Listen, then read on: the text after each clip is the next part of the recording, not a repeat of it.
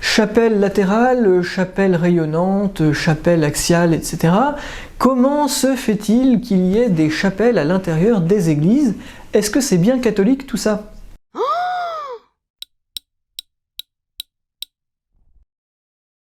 Bonjour à tous et bienvenue dans cette dernière partie du Le saviez-vous sur les chapelles, et donc aujourd'hui on va parler des chapelles dans les églises. Alors je le disais, est-ce que c'est bien catholique? En fait c'est spécifiquement catholique. En fait, la question ne porte pas tellement sur la présence de ces espaces annexes sur le pourtour de l'église, qu'on appelle chapelle, mais sur la caractéristique d'une chapelle, c'est-à-dire la présence d'un autel. Autrement dit, comment est-il possible qu'il y ait plusieurs autels dans une même église?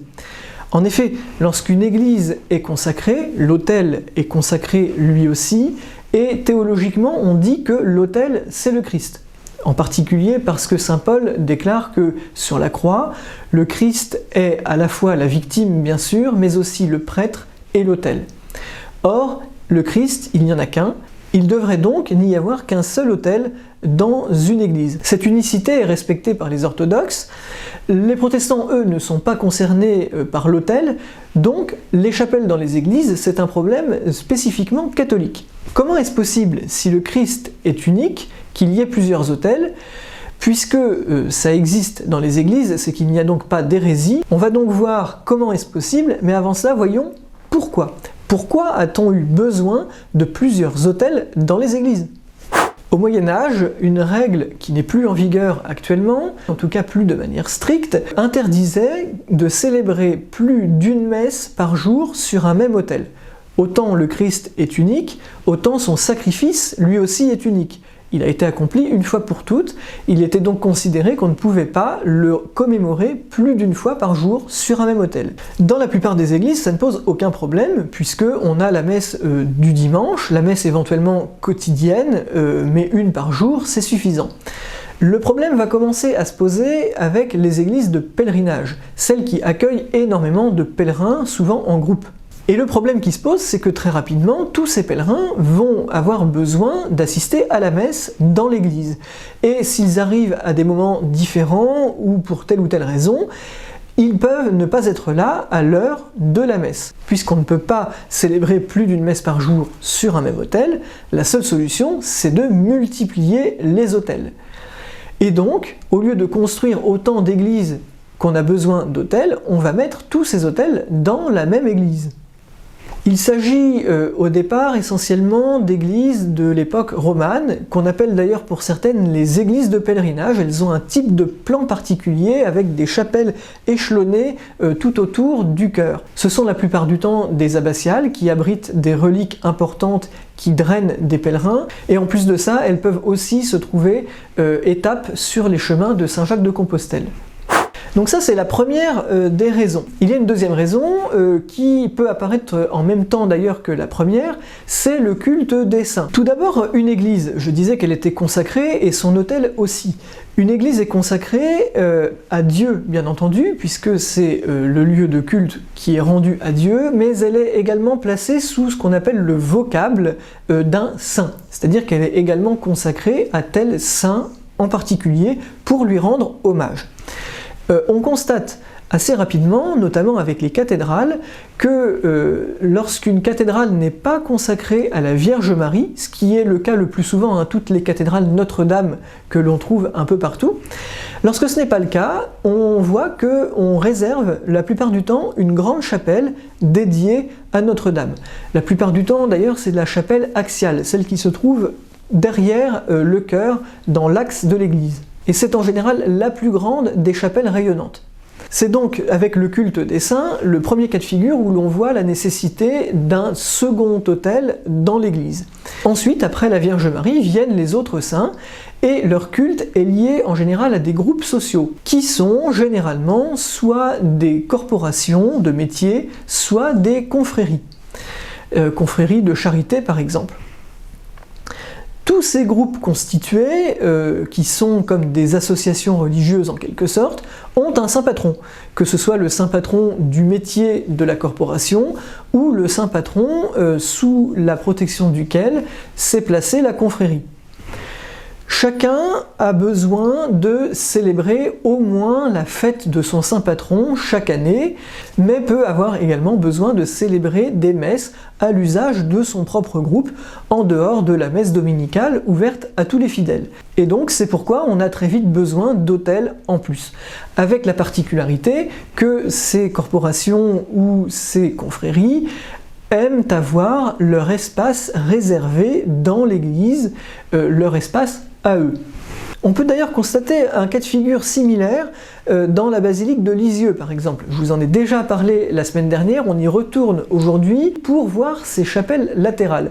Vous voyez qu'il y a tout le long de l'édifice des chapelles de chaque côté qui comportent un drapeau national. En fait, les basiliques sont la plupart du temps construites grâce aux dons des fidèles. Par exemple, le Sacré-Cœur de Montmartre, sur les pierres, est inscrit le nom du donateur. Ici, à Lisieux, avec le rayonnement international de Sainte Thérèse, les dons ont afflué de différents pays du monde. Et donc, ayant fait des dons de manière nationale, chaque communauté catholique des différents pays ayant participé dispose aujourd'hui de sa chapelle dans la basilique. Que ce soit donc des corporations, des confréries ou des communautés nationales qui viendront en pèlerinage, on voit qu'on a donc bien des groupes sociaux qui se côtoient comme ça dans l'église avec chacun sa chapelle. On voit que cette notion, qui a pu apparaître dès le Moyen-Âge, est en fait même tout à fait d'actualité, puisque très récemment, le pape François lui-même désignait la communauté chrétienne, paroissiale par exemple, comme une communauté de communautés. Le deuxième au pluriel, c'est-à-dire un rassemblement dans la même communauté de plusieurs petites communautés qui cohabitent, qui se fondent en une grande. Et on voit bien comment ça fonctionne. Dans une église paroissiale par exemple, l'autel du chœur de l'église, c'est celui qui sert à la messe du dimanche de toute la communauté paroissiale, qui elle-même est composée de groupes qui ont le droit, à certaines occasions, de célébrer leur messe dans chacune des chapelles qui font le tour de l'église. Et vous vous souvenez qu'on avait défini la chapelle comme étant une église. En fait, il faut comprendre que la chapelle, dans ce cas particulier, eh bien, c'est l'espace architectural qui entoure l'autel particulier.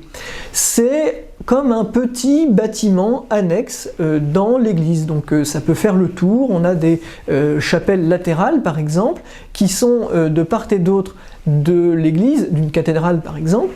On a ensuite les chapelles rayonnantes, ce sont celles qui font tout le tour du chœur, donc qui rayonnent comme ça autour de l'autel principal et qui sont desservies par le déambulatoire.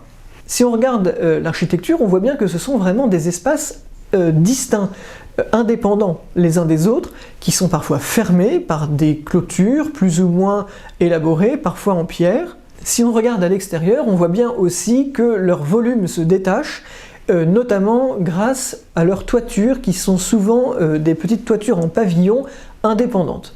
D'ailleurs, l'architecture gothique permet véritablement de bien différencier les espaces avec justement le déambulatoire et la forme des espaces définie notamment par les croisées d'ogives. Finalement, une chapelle étant une église, le fait d'avoir des chapelles dans les églises revient à dire qu'on a plusieurs églises dans une église. Alors c'est ça qui paraît étonnant, mais en fait il faut changer de raisonnement et penser en termes d'architecture. On pourrait comparer les églises qui abritent des chapelles, et en fait c'est 99% des églises, quelle que soit leur taille ou leur statut, on pourrait les comparer par exemple à un centre commercial, ou plutôt une galerie marchande. Qu'est-ce que c'est qu'une galerie marchande? C'est un bâtiment unique, unifié, qui abrite en son sein de nombreuses petites boutiques. Il peut même y avoir plusieurs boutiques qui vendent la même chose, plusieurs magasins de chaussures par exemple. Eh bien, dans une église, c'est pareil. Vous avez un bâtiment principal, une enveloppe, dans laquelle va se trouver l'église principale, par exemple l'église cathédrale, qui va occuper le cœur de l'église avec son autel et la nef pour accueillir toute la communauté diocésaine lors des grandes cérémonies présidées par l'évêque.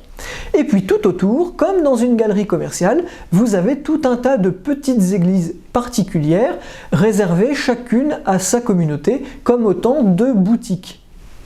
Et d'ailleurs, c'est bien pour cela qu'à l'extérieur, on voit bien que ça forme comme des petits bâtiments indépendants.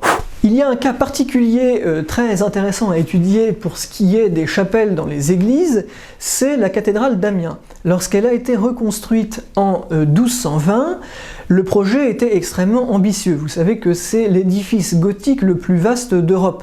Il s'agissait de la reconstruction d'une cathédrale précédente, et donc l'ambition du projet nécessitait d'étendre l'emprise du bâtiment et donc d'acquérir des terrains et éventuellement d'exproprier des gens. Et ce qui est intéressant, c'est que parmi les terrains convoités, il y avait une église paroissiale. Or, cette église devait absolument être détruite, parce que la puissance de l'évêque et de son chapitre l'emporte sur une communauté paroissiale. Mais bien entendu, il ne s'agissait pas de priver cette communauté de son église paroissiale. Il a donc été promis à la paroisse que l'une des chapelles rayonnantes de la future cathédrale serait réservée à l'usage de la paroisse. C'est ainsi qu'à Amiens, on s'est retrouvé avec une église paroissiale dans la cathédrale. Et donc, autant on avait tout à l'heure des communautés locales comme des confréries qui pouvaient se fondre le dimanche venu dans la communauté paroissiale, ici nous avons à Amiens une communauté paroissiale qui, lors des événements diocésains comme la messe chrismale par exemple, se fond dans la grande communauté diocésaine pour des cérémonies qui ont lieu à l'autel principal dans le cœur de cette cathédrale. On est arrivé au bout de ce cycle sur les chapelles, j'espère que ça vous a plu et que vous avez appris des choses. N'hésitez pas à liker et à commenter, à vous abonner, et je vous dis à très bientôt pour de nouvelles aventures patrimoniales.